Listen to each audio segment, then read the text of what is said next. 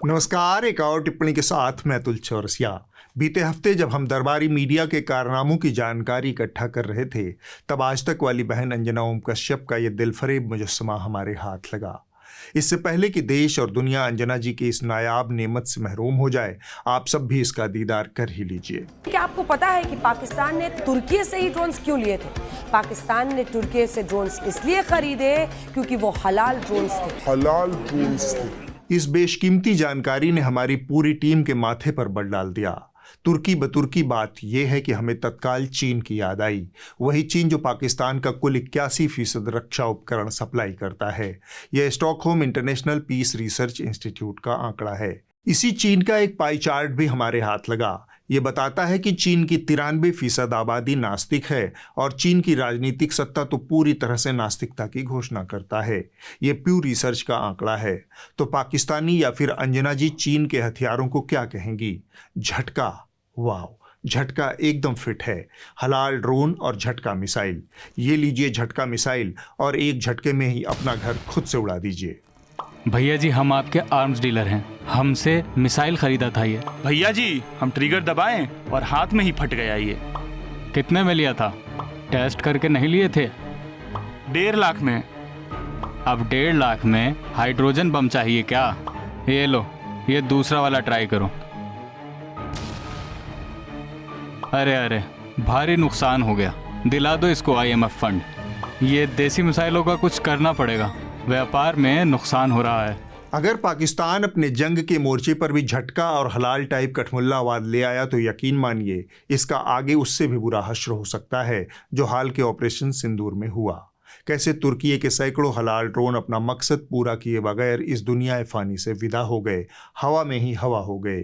चीन के झटका मिसाइलों की बात फिर कभी। मूल बात यह है कि पाकिस्तान झटका और हलाल चूज़ करने की स्थिति में नहीं है। वह अपनी ज़रूरत का महज 10 से 12% रक्षा उपकरण अपने घर में बनाता है। इसमें बेसिक गोला बारूद, राइफल, कारतूस, टैंक के गोले आदि हैं। बाकी करीब 90% साजो सामान के लिए वह विदेशों पर निर्भर है। जैसा कि हमने बताया, चीन फिलहाल पाकिस्तान को इसके कुल रक्षा उपकरणों का 81% सप्लाई करता है। दूसरे नंबर पर नीदरलैंड है और तीसरे नंबर पर तुर्की है। ये दोनों क्रमशः 5.5% और 4.25% हथियारों की सप्लाई करते हैं। पाकिस्तान के साथ जो मजाक हो रहा है उसे गंभीरता से समझने की ज़रूरत है। ले देकर पाकिस्तान का जो सबसे बड़ा उत्पाद है उसकी मांग में बेहद कमी आ गई है। ये वो उत्पाद है जिसे पाकिस्तान पूरे मिडिल ईस्ट और गल्फ के देशों को सप्लाई करता आ रहा था। मांग गिरने के कारण पाकिस्तानी माल का शेयर मार्केट औंधे मुंह गिर गया है। यह है भिखारियों की सप्लाई। इसमें बहुत तेजी से गिरावट दर्ज की गई है। सऊदी अरब, UAE, कतर, ओमान और इराक ने बड़ी मात्रा में पाक निर्मित भिखारियों की खेप वापस पाकिस्तान भेज दी है। साल 2024 और 25 के बीच कुल 5400 पाकिस्तानी भिखारियों को इन देशों ने दरबदर किया है। आधिकारिक आंकड़ों के अनुसार जनवरी 2024 से अब तक सऊदी अरब, इराक, मलेशिया, ओमान, कतर और संयुक्त अरब अमीरात से कुल 5402 पाकिस्तानी नागरिकों को देश से निकाला गया है। इनमें से केवल वर्ष 2024 में 4850 पाकिस्तानी नागरिकों को इन देशों से निर्वासित किया गया, जबकि 552 लोग इस वर्ष पाकिस्तान वापस लौटे हैं। सऊदी अरब के अंदर जो है कुछ लोगों को गिरफ्तार किया गया है। जब उनकी पहचान कराएगी तो 99% जो लोग थे वो पाकिस्तानी थे और जुर्म क्या था कि वो वहाँ पर भीख मांग रहे थे। जिस तरह से इंटरनेशनल लेवल पर पाकिस्तान की जो बेइज्जती हो रही है, जो यहाँ से लोग जाते हैं वो भी भीख मांग रहे हैं। बाकी भी बहुत से कौमों के लोग वहाँ पर आबाद है, लेकिन हर जुर्म में 99% पाकिस्तानी ही क्यों निकलते हैं? अगर वो बेचारे और जाके वहाँ जाके भीख नहीं मांगेंगे तो क्या करेंगे? यहाँ जो उनको सिखाया ही यही जाता है। इन देशों का आरोप है कि पाकिस्तान निर्मित ये प्रोडक्ट बेहद घटिया दर्जे के थे। इनसे गल्फ देशों की GDP में कोई खास तरक्की नहीं हो रही थी। उल्टे गंदगी, टैक्स चोरी और कस्टम कानूनों का उल्लंघन हो रहा था। गल्फ देशों के कदम के बाद पाकिस्तान के कराची स्थित भिखारी इंटरनेशनल एक्सपोर्ट प्राइवेट लिमिटेड के शेयरों में भारी गिरावट महसूस की जा रही है। दूसरी तरफ जिन गल्फ देशों ने इन पाकिस्तानी भिखारियों को दरबदर किया है, उनका कहना है कि चूंकि IMF ने, बोले तो अंतर्राष्ट्रीय मुद्रा कोष ने, पाकिस्तान को $1 अरब का लोन जारी कर दिया है, इसलिए अब ये भिखारी अपने देश में जाकर भी भीख मांग सकते हैं। हमारे देश में रहने की क्या जरूरत है? बड़ी खबर आ रही है। IMF ने इंटरनेशनल मॉनेटरी फंड से पाकिस्तान के लिए $1 अरब कर्ज मंजूर कर दिया है। पाकिस्तान के प्रधानमंत्री के दफ्तर ने यह जानकारी दी है। भारत ने आईएमएफ द्वारा कर्ज दिए जाने का विरोध किया था। इस घटना को आप एक पर्सपेक्टिव से समझिए। यह कोई साधारण घटना नहीं है। इसी 9 मई को एशिया के सबसे अमीर शख्स मुकेश अंबानी की रिलायंस इंडस्ट्रीज को कई अंतर्राष्ट्रीय बैंकों ने मिलकर $2.9 अरब का लोन दिया है। इसे इस साल का एशिया का सबसे बड़ा लोन कहा जा रहा है। यह सिंडिकेटेड लोन है जिसमें 55 बैंक शामिल हैं।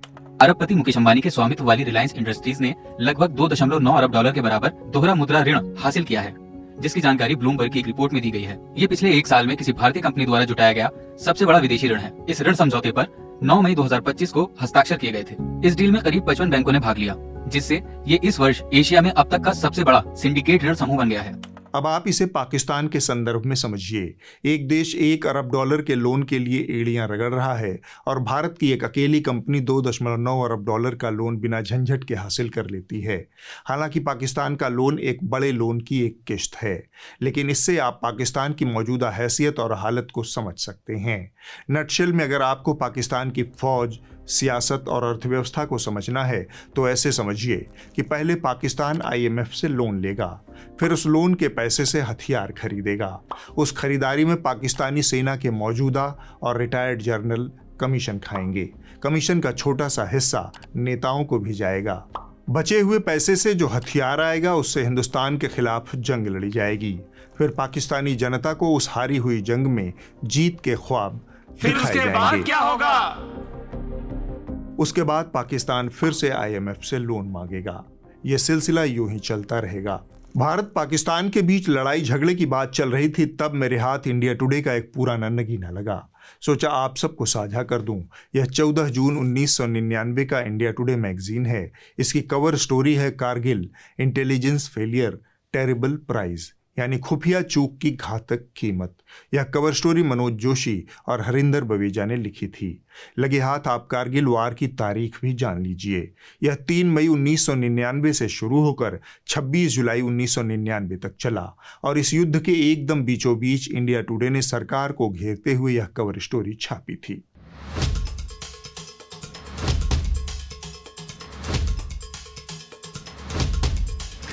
इस कवर स्टोरी के साथ इसके प्रधान संपादक अरुण पुरी ने एक संपादकीय भी लिखा था, जिसमें पूछा गया था कि यह यानी कारगिल हुआ कैसे, इसका जिम्मेदार कौन है, इसका हल क्या है। इस युद्ध में बहुत सारी जानें गई हैं। 1999 की गर्मियों में इंडिया टुडे यह सब कर रहा था। वह सरकार से सवाल पूछ रहा था, वह भी तब जब युद्ध अपने चरम पर था। लेकिन किसी ने तब इंडिया टुडे को गद्दार, देशद्रोही, भारत विरोधी नहीं कहा, क्योंकि तब तक भारत के मीडिया को जो कुछ हासिल था उसमें प्रेस की आज़ादी भी एक चीज़ थी। इस घटना के 25 साल बाद वही इंडिया टुडे और वही आज तक अब कहाँ पहुँच गए हैं, एक बार फिर से बहन अंजना ओम कश्यप को पेश किया जाए।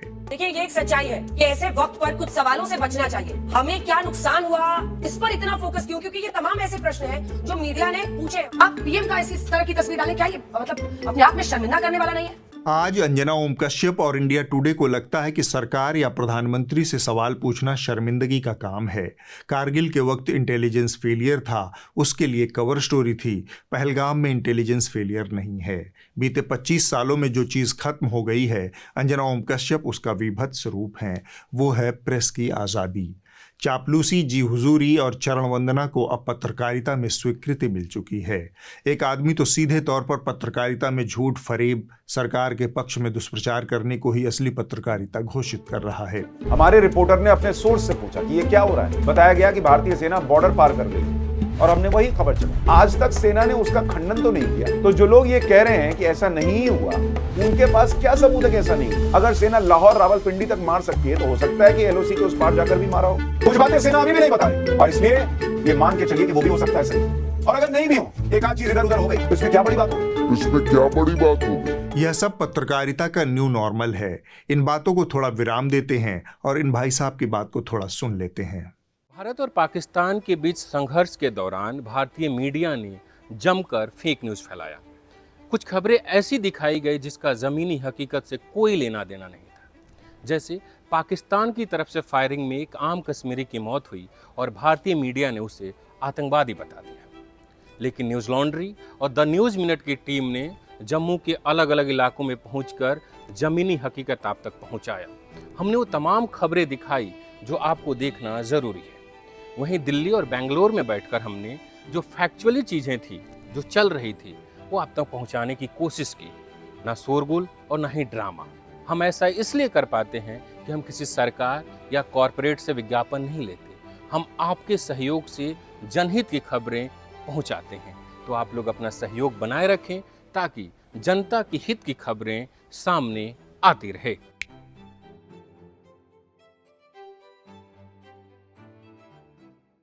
हमें उम्मीद है कि आप इनकी बात पर ध्यान देंगे।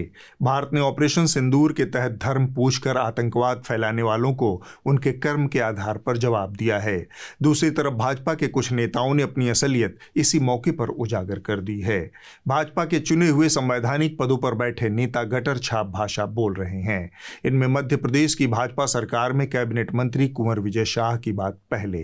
इन्होंने ऑपरेशन सिंदूर के दौरान दुनिया के सामने भारतीय सेना का प्रमुख चेहरा रही कर्नल सोफिया कुरैशी पर अभद्र टिप्पणी करते हुए उन्हें आतंकवादियों की बहन घोषित किया। जिन्होंने हमारी बेटियों के सिंदूर उजाड़े थे, वही कटे पिटे लोगों को हमने उन्हीं की बहन भेज करके उनकी ऐसी की तैसी करवाई। एक बार मोदी जी के लिए जोरदार ताली बजाएं।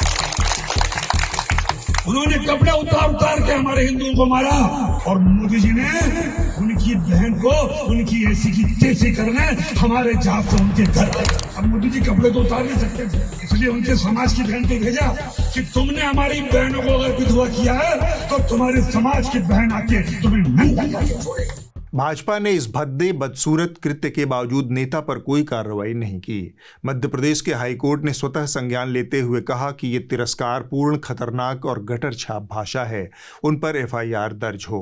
मंत्री ने एफआईआर से बचने के लिए सुप्रीम कोर्ट का दरवाजा खटखटाया, लेकिन सुप्रीम कोर्ट ने भी फिलहाल मंत्री जी को राहत नहीं दी है। हाईकोर्ट जस्टिस अतुल श्रीधरन और जस्टिस अनुराधा शुक्ला की युगल पीठ ने संज्ञान याचिका की सुनवाई करते हुए डीजीपी को विजय के खिलाफ एफआईआर दर्ज करने के निर्देश दिए।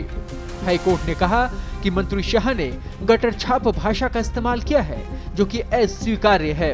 हाईकोर्ट के आदेश पर उनके खिलाफ एफआईआर हुई और उसके बाद विजय शाह ने सुप्रीम कोर्ट का रुख किया। आज इस मामले की सुनवाई के दौरान सुप्रीम कोर्ट ने कड़ी फटकार लगाई है विजय शाह को और ये हिदायत दी है कि आप एक पब्लिक फिगर हैं, आप कोई आम आदमी नहीं है, एक पब्लिक फिगर है, इसलिए जब आप बोलें तो आपको शब्दों पर ध्यान रखना चाहिए कि आप क्या कह रहे हैं, उसके क्या मायने निकलेंगे। यह कोई नई बात नहीं है जब मंत्री जी ने इस तरह की भाषा का इस्तेमाल किया हो। इस तरह की कला में ये पहले से ही पारंगत हैं। इससे पहले 2013 में तत्कालीन मुख्यमंत्री शिवराज सिंह चौहान की पत्नी को लेकर इनकी जुबान फिसल गई थी। 2018 में ट्रांसजेंडर समुदाय के खिलाफ ये अपना असली चेहरा दिखा चुके हैं। 2022 में पूर्व प्रधानमंत्रियों को लेकर इसी तरह की आपत्तिजनक बात बोल चुके हैं। इनका बदजुबानी का अनुभव काफी पुराना और समृद्ध है। एक दिन भाभी जी को लेके हमारे मैडम सीएम को, मैंने कहा भाभी जी चलो अपन आते हैं। बोले कहाँ ले जा रहा? अरे मैंने कहा कभी कभी हमारे साथ भी चला करो, भाई साहब के साथ तो रोज जाते हो, कभी देवरों के साथ भी चलो। मध्य प्रदेश के वन मंत्री विजय शाह ने फिर एक बार राहुल गांधी के शादी न करने पर बयान दिया है। हमारी महिलाएं आपस में बहू बेटी आपस में बात कर लेते हैं, बुआ वगैरह। बोले भैया 50 साल हो गए, अपना ब्रह्मचर्य भी नहीं है और अपने आप को घोषित भी नहीं करा कि शादी नहीं करूंगा, और शादी नहीं हो रही तो तो होती समाज। मध्य प्रदेश के वन मंत्री विजय शाह को शायद विद्या बालन का आभामंडल कुछ इतना रास आया कि उन्होंने विद्या बालन को डिनर का न्योता दे डाला। सूत्रों के मुताबिक जब मकड़ई राज परिवार के इस मंत्री की डिनर की मंशा पूरी नहीं हुई तो उन्होंने शूटिंग में मुश्किलें डालना शुरू कर दिया। लगे हाथ मध्य प्रदेश के उप मुख्यमंत्री जगदीश देवड़ा को भी देख लीजिए। इन्होंने एक कार्यक्रम में ऑपरेशन सिंदूर की तारीफ करते हुए भारतीय सेना को मोदी जी के चरणों में साष्टांग दंडवत करवा दिया। यशस्वी प्रधानमंत्री जी को हम धन्यवाद देना चाहेंगे और पूरा देश की वो सेना, वो सैनिक उनके चरणों में नतमस्तक है, उनके चरणों में पूरा देश नतमस्तक है। मोदी जी खुद को नॉन बायोलॉजिकल मानते हैं, लेकिन यह पहला मौका है जब किसी दूसरे व्यक्ति ने उन्हें भगवान साबित कर दिया। इन दोनों नेताओं को अब ज्यादा दोष नहीं दे सकते, क्योंकि यह काम उन्होंने किसी की देखा देखी ही किया है।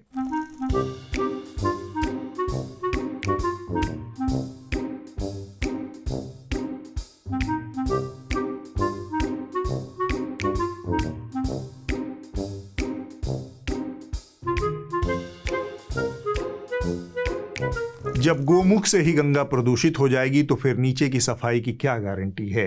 जुबान समाजवादी पार्टी के नेता और राज्यसभा सांसद रामगोपाल यादव की भी बेकाबू हो गई। उन्होंने विंग कमांडर व्योमिका सिंह और एयर मार्शल अवधेश कुमार भारती को लेकर गैर जरूरी जातिवादी टिप्पणी कर डाली। एक हमारे लेफ्टिनेंट कर्नल कुरैशी को इनके मंत्री ने गाली तक की। हाईकोर्ट ने FIR करने का आदेश करा। व्योमिका सिंह हरियाणा की जाटव जवान और एयर मार्शल भारती पूर्णिया के यादव हैं, तो तीनों तो पीडीए के थे। एक तरफ नेता ये सब कर रहे हैं और आजाद घूम रहे हैं, दूसरी ओर अशोका यूनिवर्सिटी का प्रोफेसर है जो सीधे गिरफ्तार होकर जेल जा चुका है। प्रोफेसर अली खान महमूदाबाद के ऊपर आरोप है कि उन्होंने भारतीय सेना की तरफ से कर्नल सोफिया कुरैशी को प्रेस कॉन्फ्रेंस के लिए उतारने को दिखावा कहा और यह भी कहा कि बाकी देश में उनके लोग मुसलमानों के साथ गलत बर्ताव करते हैं। बीजेपी के युवा मोर्चा के महासचिव योगेश जठेरी की शिकायत पर FIR दर्ज हुई थी। सोनीपत पुलिस ने FIR दर्ज की थी और अब प्रोफेसर को गिरफ्तार कर लिया गया है। कर्नल सोफिया और विंग कमांडर व्योमिका सिंह को प्रेस कॉन्फ्रेंस में आगे करने को लेकर महमूदाबाद ने सोशल मीडिया पर कई पोस्ट किए थे। प्रोफेसर ने लिखा था, मुझे खुशी है कि राइट विंग के लोग महिला सैन्य अफसर कर्नल सोफिया कुरैशी की तारीफ कर रहे हैं, लेकिन वही लोग देश के मुसलमानों के खिलाफ नफरत, मॉब लिंचिंग और घरों के अवैध ढहाए जाने पर चुप रहते हैं। अगर वो वाकई न्यायप्रिय है तो हर भारतीय नागरिक की सुरक्षा की मांग करें, वरना ये केवल दिखावा होगा। भाजपा के नेता क्या कर रहे हैं आपने वो देखा, पुलिस क्या कर रही है आपने वो भी देखा, अब केंद्र सरकार क्या कर रही है उसे भी आप देख लीजिए। विदेश जाने वाले सांसदों के नाम घोषित हो गए हैं। पहलगाम मामले को लेकर दुनिया भर के देशों का दौरा करेगी टीम और थरूर के नेतृत्व वाली टीम अमेरिका समेत 5 देशों में जाएगी। साथ ही सलमान खुर्शीद का नाम भी शामिल किया गया है। रविशंकर प्रसाद के नेतृत्व वाली टीम यूके, जर्मनी समेत 6 देश जाएगी। वैजयंत पांडा की टीम में ओवैसी और गुलाम नबी आजाद का नाम शामिल किया गया है। यानी पूरी दुनिया में भारत के पक्ष में समर्थन जुटाने के लिए अब शशि थरूर, कनिमोझी, सुप्रिया सूले, असदुद्दीन ओवैसी, प्रियंका चतुर्वेदी, गुलाम नबी आजाद समेत बड़ी संख्या में सत्ता और विपक्ष के लोग दुनिया के अलग अलग देशों में जाएंगे और पाकिस्तान पर भारत की कार्रवाई, पाकिस्तान के रवैये को सही नजरिए से दुनिया के सामने रखेंगे। यह जानकर मेरे मन में सहज ही एक सवाल तैरने लगा कि जब दुनिया के सामने भारत का पक्ष ये लोग रखेंगे तो फिर ये लोग क्या करेंगे। तो हम भी सब्जी काटने वाले चाकुओं को जरा तेज रख लें, पता नहीं कब कैसा मौका आए। देश के गद्दारों को पीछे तक आवाज आनी चाहिए, गिरिराज जी को सुनाई दे। जहां जहां ये आपको दिखाई दे, मैं कहता हूं अगर इनका दिमाग ठीक करना है, इनकी तबीयत ठीक करनी है तो एक ही इलाज है, वो है संपूर्ण बहिष्कार। हम इनका संपूर्ण बहिष्कार करेंगे। उग्रवादी बोलने में तो कभी खड़ा होगा, ये बता रहा हूं। उग्रवादी अगर ये बदिया, ये घुसपैठिए, ये मुसलमान अगर हमें एक थप्पड़ मारे तो सब जमा होकर के उसे 100 थप्पड़ मारेंगे। ये सारे किरदार एक साथ मेरे दिमाग में नाचने लगे। आखिर किस दिन रात के लिए भाजपा इन नौकंज लोचनों को शिक्षित प्रशिक्षित कर रही थी।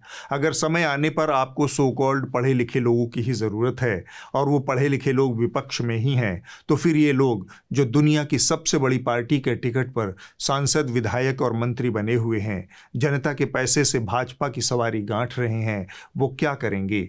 यकीन मानिए एक भाजपा के नेता ने मुझसे यही बात कही कि ऐसे मौक़ों पर पढ़े लिखे लोगों की जरूरत होती है।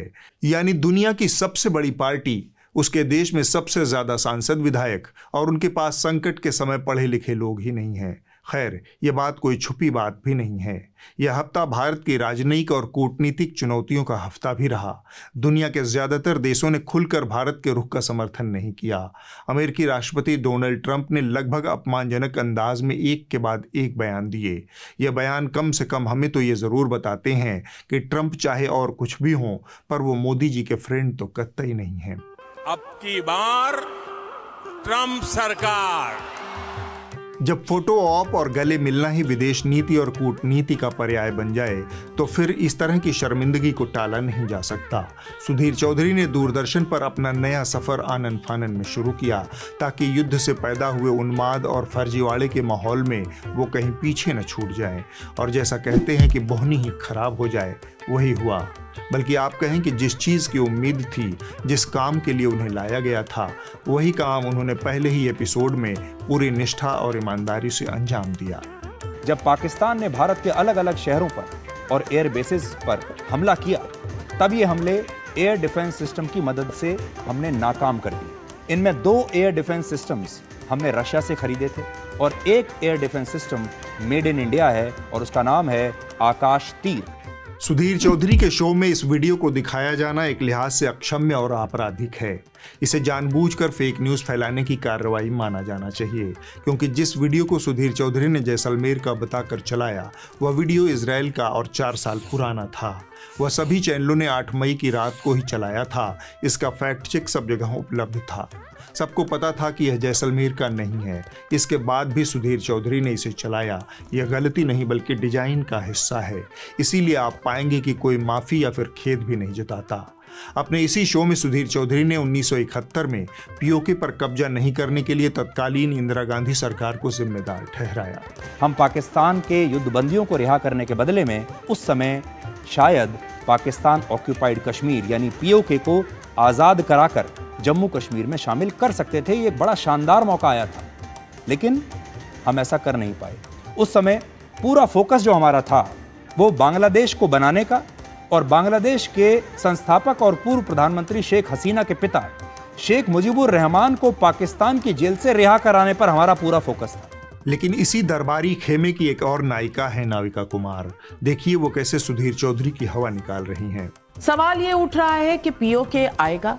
मैं पूछना चाहती हूँ कि ये प्रधानमंत्री ने भी कहा कि हमारी बात अगर पाकिस्तान से होगी तो सिर्फ बात होगी टेररिज्म पर और पीओके पर। आप समझते हैं जैसा कुछ राजनीतिक पार्टियां समझती हैं कि हमारे पास एडवांटेज था, पीओके लेकर ही आना था, जैसे कि आलू लेने गए टमाटर लेते आओ। मैं पूछना चाहती हूं क्या ये इतना आसान है? क्या मोदी जी पीओके पर कब्जा कर सकते थे? क्या बीच में युद्ध रोककर उन्होंने भारत की बढ़त को गंवा दिया? इन दोनों मुद्दों पर नाविका कुमार और सुधीर चौधरी के बीच कनॉट प्लेस के सेंट्रल पार्क में एक दंतकटौल प्रतियोगिता का आयोजन जल्द ही किया जाएगा। दोनों के बीच विजेता का फैसला होने के बाद मोदी जी आगे पीओके पर कब्जे की रणनीति का ऐलान करेंगे। अब हम एक अन्य राष्ट्रीय महत्व के विषय पर बात करेंगे।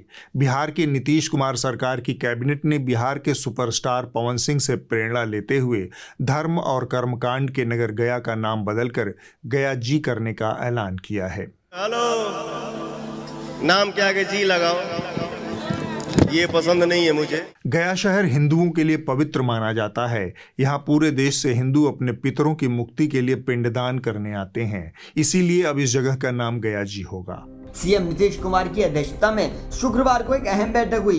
इस बैठक में कई फैसले लिए गए, जिसमें एक फैसला ये था कि गया शहर का नाम बदलकर अब गया जी कर दिया गया है। आपको बता दें कि पौराणिक, ऐतिहासिक और धार्मिक महत्व को ध्यान में रखते हुए शहर का नाम गया जी किया गया। इस देश में ऐसे अनगिनत नगर, बाजार, कस्बे और गांव हैं जिनके नाम के साथ जी जोड़ना बहुत आवश्यक है। मसलन महाराष्ट्र के पुणे जिले में पड़ने वाला भोसरी गांव अपने नाम के कारण मशहूर या कहें कि बदनाम है। इसके रेलवे स्टेशन से कई ट्रेनें भी आती जाती हैं। सोचिए कि भोसरी के साथ जी जुड़ने से नाम की गरिमा कितनी बढ़ जाएगी। वैसे तो दारू पीना गलत बात है, लेकिन झारखंड के हजारीबाग जिले का एक गांव ही पूरा दारू है। इसके साथ भी अगर जी लग जाए तो दारू जी का मान बढ़ जाए। कर्नाटक केरल की सीमा के पास कुत्ता को भी आप इसी नज़र से देख सकते हैं।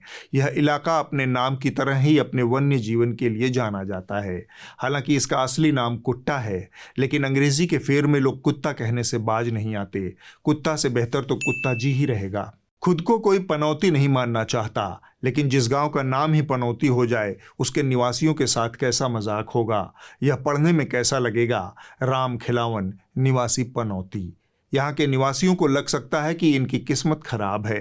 यह उत्तर प्रदेश के चित्रकूट जिले में स्थित है, जिसके साथ जी लगाना यहाँ के लोगों के साथ बहुत बड़ा न्याय होगा। पनौती जी। ये जितने नाम मैंने बताए उनके साथ जी लगे या न लगे, लेकिन अगला जो नाम मैं बताने जा रहा हूं उसके साथ जी लगाने को लेकर हिंदुस्तान के लगभग 100% मर्दों में आम सहमति है। यह जगह राजस्थान के जोधपुर ज़िले में स्थित है। इसका नाम है साली। अब आप सोचिए, साली के साथ भी अगर सरकार जी लगा दे तो कितने अरमानों को परवाज मिल जाए। खैर, इतना सब सोचने और लिखने के बाद मैं सोचता हूं कि हजारों करोड़ रुपए खर्च करके इस देश में चुनाव होता है, एक चुनाव आयोग है, जान पर खेलकर इस देश की जनता वोट डालती है, नेता संसद भवन और विधानसभा पहुंचते हैं और वहां पहुंचने के बाद वो यही सब काम करने लगते हैं। किसी के नाम में जी लगा दो, किसी के नाम में श्री लगा दो। दायित्वों का इतना श्रद्धापूर्वक और शुद्ध अंतःकरण से निर्वहन होते देख मैं फिर से सोच में पड़ जाता हूं। अब आप इस हफ्ते की रिपोर्ट देख लीजिए। जो कही जा रही थी बातें कि अंदर में भी सोशल डिस्टेंसिंग। इस हफ्ते की report shades of rural India नाम के यूट्यूब चैनल से है। यह महाराष्ट्र की कहानी है। यह महाराष्ट्र के गढ़चिरौली जिले के आदिवासियों में कुरमा घर की प्रथा की बात करती है। कुरमा घर गांव के बाहर बनी घास फूस की एक झोपड़ी होती है, जिसमें गांव में जन्म लेने वाली हर लड़की को माहवारी यानी पीरियड्स के दिनों में 4 से 5 दिन तक रहना पड़ता है। जब बाई लोग को पीरियड्स आते हैं तब यहाँ पे रहते हैं कुरमा घर करके, गांव के बाहर है और ये मतलब ठीक नहीं है, फिर भी हमें प्रथा है तो रहना पड़ता है। यहाँ पे कैसे आता, गाँव वाले बोलते ना नहीं घर में नहीं रहना, बाहर ही रहना बोलते थे, रहना पड़ता है। जैसे लोग बोलते, बड़े लोग बोलते हैं वैसा करना पड़ता। पहले के बाई लोग नहीं बोलते, लेकिन अभी मेरे जैसे जो जवान लड़कियां हैं वो बोलते हैं कि हमें रहने के लिए अच्छा नहीं लगता। फिर भी बाई लोग बोलते हैं कि हम भी रहते आ रहे हैं और आप भी मतलब रहोगे करके बोलते हैं। अगले हफ्ते होगी एक और टिप्पणी। नमस्कार।